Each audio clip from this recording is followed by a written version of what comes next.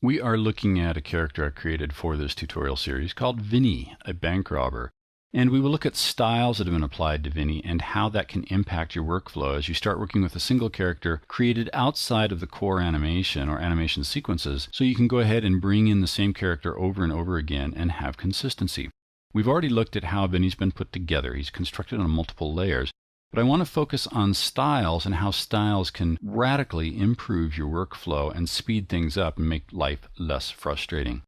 Let's go ahead and pop open our style palette and our layers palette so we go ahead and have access to both of those in a full dimension type of way here. Move these around the scene just a little bit so we can see everything that's going on. We can see that Lenny's built up of a ton of layers. He's not in a bone group yet because we haven't rigged the character. Let's take a look at some of the styles that accompany Lenny and how we might use these. For example, Lenny's in a black suit now with blue outlines. That looks great here. It may not look great in the scene. I want the ability to change the entire character's look very, very easily and very quickly so I can adapt him to the scenes he's going into. There'll be different times, night and day, all those types of things where we'll want to make those changes. So we've got style set up, and almost everything for Vinny is in a style. So that if I want to change the suit color, I can highlight this style, and I can go ahead and left-click on, say, a light gray. I can right-click on a dark gray. You'll notice there's no update here, and you might go, well, that doesn't save any time. This is a screen refresh bug inside the program.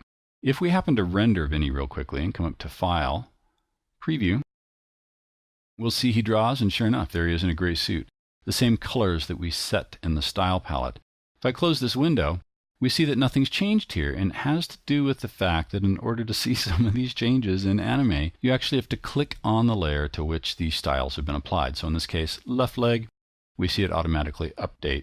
Leg right, arm left, arm right, and then of course body.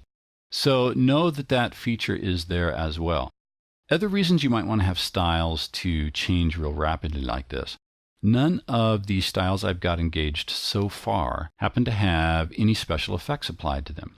If Vinny gets roughed up or something like that, or he's, running through an alley and goes through garbage bins and gets dirt all over his suit, it's really easy to go ahead and come into the effects palette and do something like, say, let's add some splotchiness to this.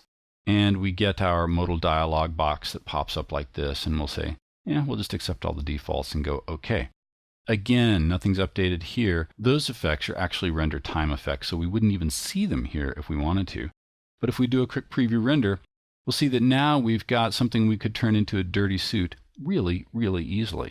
So it just makes sense to go ahead and construct as much of your reusable characters or objects in your scene as separate files built with styles so that you can go ahead and update them as needed when you use them back in the core animation.